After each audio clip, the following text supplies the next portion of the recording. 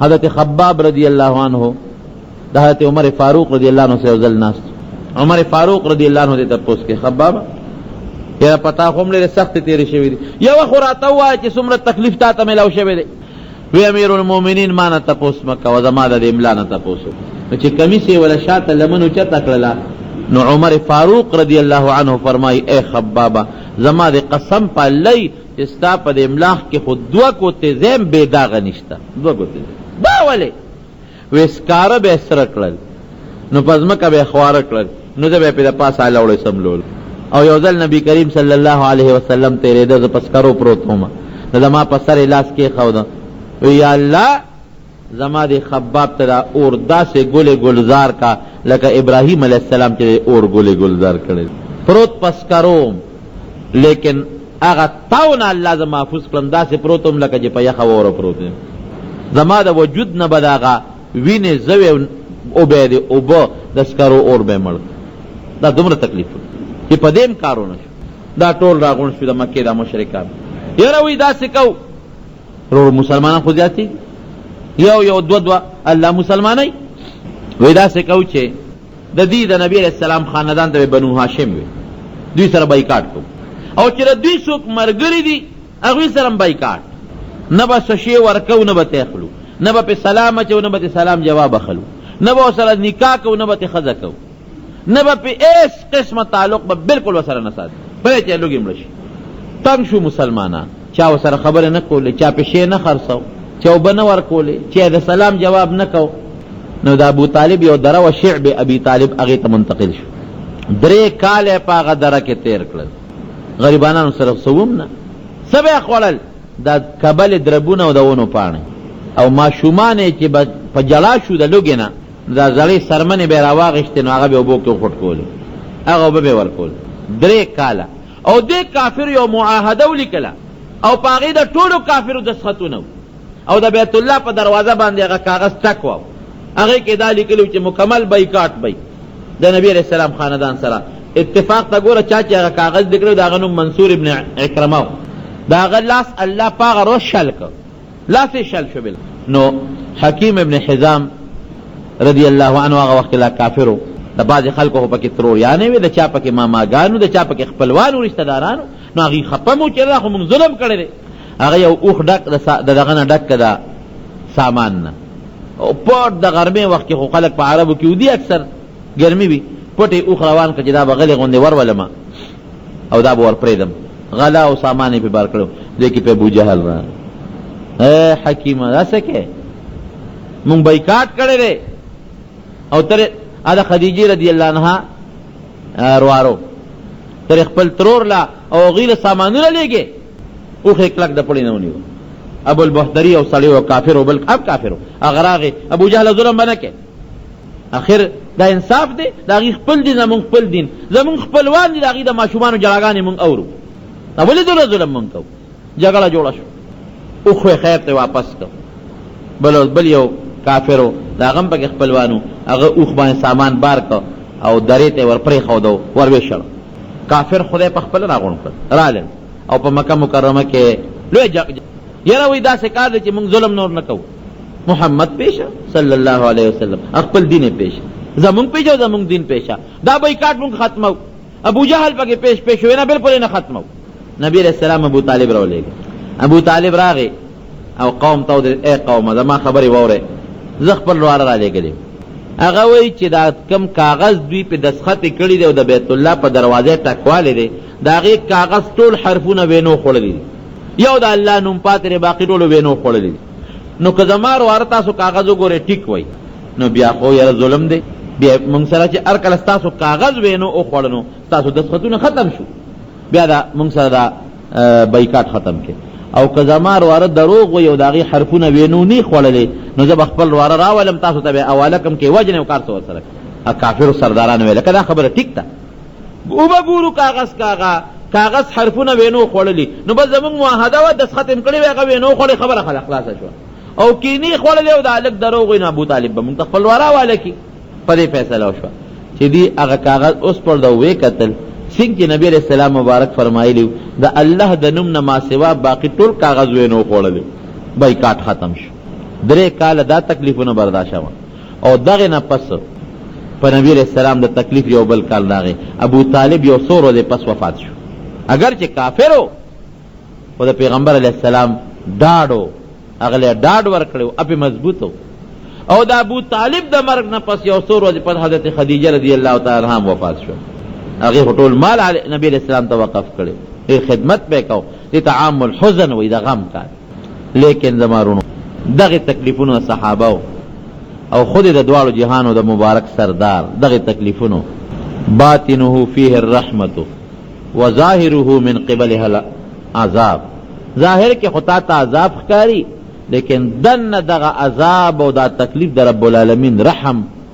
او کرم دی، د الله فضل دی. هغه تکلیفونو رنگ راوړو. نبی رسول الله مبارک د مکې نه مایوس شو، د مدینه شریفه هجرت وکړ او د مدینه منوره غټ غټ سرداران او د مدینه شریفه غټ غټ باشندگان او لوی لوی خلق پروردگار مسلمانان کړ. د مکې چې کوم غټ غټ سرداران او کافران هغه الله مردار کړ او دا غین علاوه باقی لوی لوی سرداران لکه ابو سفیان، حضرت عباس، حضرت عکرمه، دا نبی علیہ السلام په دشمنی کې پیش پیش خلقو. د ابو لهب 2 زامن، د ابو جهل زوی، د امیہ بچه، دا الله تعالی ټول مسلمانان کړل. او یو وخت نبی علیہ السلام مبارک حج راغلیو، چې حج وکړو نو صحابه ته وایي چې مونږ به خیف بني کنانه الته به مونږ دمه کو شپه به کو، چې واپس مدینه منورې ته ځو نو دغه ځای کې به ټول راغونډېږو. چا یې تپوس وکړو د الله رسوله ولې دغه ځای کې ولې دمه کو؟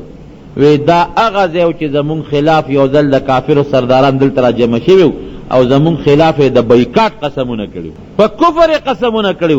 اوس به مونږ الته د الله تعالی شکریا ادا کوو چې یا الله یو وخت په دې ځای کې زمونږ خلاف بایکاټ کې د کافرو زمونږ خلاف قسمونه خوړل، او پروردګاره یو داسې وخت هم تا په مونږ راوسته، داسې ټیم چې نن هغه ځای کې زمونږ غلبه او اکثریت. یارونو په یو خبره ګورې نبی علیہ السلام دوی ته ستړی شوی دی. یو ځل دوی نبی علیہ السلام ته راغونډ شو، یاره وی یو معجزه راته وښایه، یو ناشنا نښه چې وی وینو موږ به مسلمانان شو. د 14 سپومې د جبل ابي قبیس ته مخامخ نبی علیہ السلام ورسره وخت. وی څه غواړئ تاسو؟ وی دا غواړو چې د سپومې راته به مین 2 ځایه کا. ګوره څونه سخته معجزه. نبی علیہ السلام مبارک وفرمایل وی خلک دا وکم نو بیا مسلمانان شي؟ وی او بالکل. د جبل ابي قبیس د پاسه نبی علیہ السلام مبارک ولاړ دی، الله ته سوال وکړ یا الله دی چې دا سغواړي الله دا معجزه خو ښکاره کا. شق القمر چې د سپومې په مین نیمه شي، سیبه غونډه سپومې په مین نیمه شوه، نیمه د جبل ابي قبیس د پاسه پاتې شوه او خوا کې ورسره بل غر د جبل بني قعقاع نیمه هغې ته لاړه ورسه. او دونه سات د سپومې دا ډکرې د یو بل نه جدا وې لکه د مازدیګر او د ماښام په منځ کې چې څومره وخت، لږ ساعت هم نو،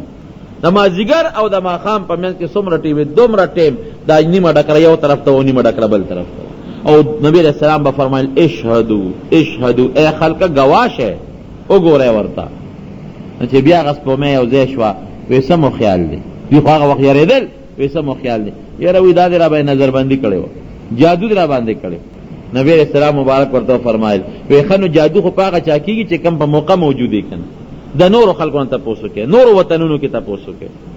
نو قافلې د مکې تلې وې بار ته سبا بلو د قافلې راغلې، هغوی نه تپوس وکړو، هغې ویره د شپې مو ناشنا حالت ولیده. ویه څنګه؟ وی نیمه سپومې یو ځای وه او نیمه بل ځای وه او بیا یو ځای شوې.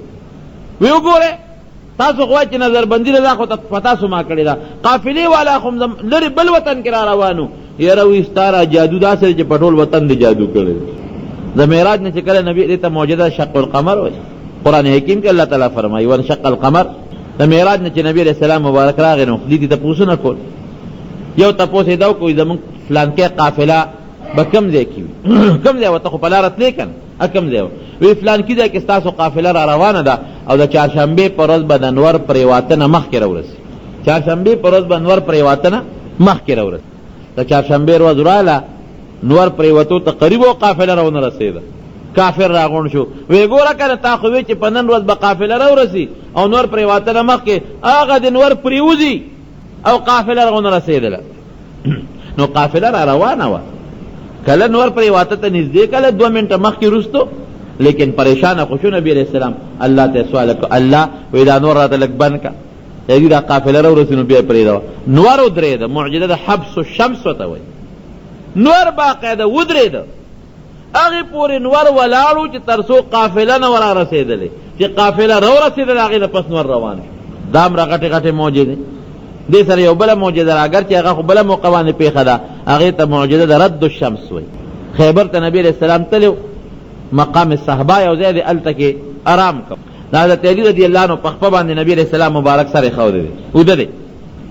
علي صاحب هم غږ نه کو چې که ځان لقومه خو نبي علیه السلام به راویښ شي او نبي علیه السلام مونځ کړی علي صاحب د مازدیګر مونځ نه کړی دې کې نور پرېوتو ته قریب شو چې پیغمبر علیه السلام مبارک راویښ شو علي صاحب ته وایي د پاسه وی مونځ خو دې نه دی کړی وی نه صاحب مونځ مې نه دی کړی او نور په ډوبېدو دی چې 14 کې نور پرېوځي وی یا الله او بلکې نور څه راسه غیب شوی هم دی وی یا الله دا نور لږ را واپس کا نور را واپس کا ځکه علي زما په خدمت کې ناستو زما سر د په پتون پروتو چې دې د خپل مونځ په دې وخت کې وکړي نو بیا غورځوه تاریخ لیکي صحابه لیکي چې هغه نور واپس د ډوبېدو نه راوچت شو او تیاره پیدا شوی و واپس د غرونو په سر رڼا ولګېده واپس ځای په دې د نور دغه راښکاره شوه رڼا راښکاره شوه علي صاحب ته وایي شا به مونځ کوه او داسې وکړه مونځ یې وکړه چې مونځ نه فارغ شو وی الله ځان ور واپس کا واپس بیا لاړ او پرېوت معجزه رد الشمس ورته وایي مولانا ادریس کاندهلوي رحمت الله علیه په سیرت مصطفی کې لیکلي او خصائص کبرا کې جلال الدین سیوطي رحمت الله علیه دا واقع نقل دومره کلکې نښې دومره مضبوطې معجزې لیکن بیا هم چې څوک قسمت خوارو الله هغه مسلمانان کړل او هغه قسمت خواري چې مسلمانان شو الله د هغې متعلق فرمایي رضی الله عنهم وردو عنه د دوی نه زه خوشحاله یم او دا زما نه خوشحاله دي څومره عزت ولا الله ورکړ او چې کوم بد قسمت او سپیرو مردار مړه شو د جهنم خشم د مارونو دا خبره مې دې پورې کوله چې د نبي علیه السلام مبارک په وجود باندې د صحابو په وجودونو دومره تکلیفونه د دې دین دپاره تېر شوي مونږ له پکار چې مونږ د حضور پاک مبارک طریقه باندې روان شو د هغه د ملګرو صحابو په نقش قدم روان شو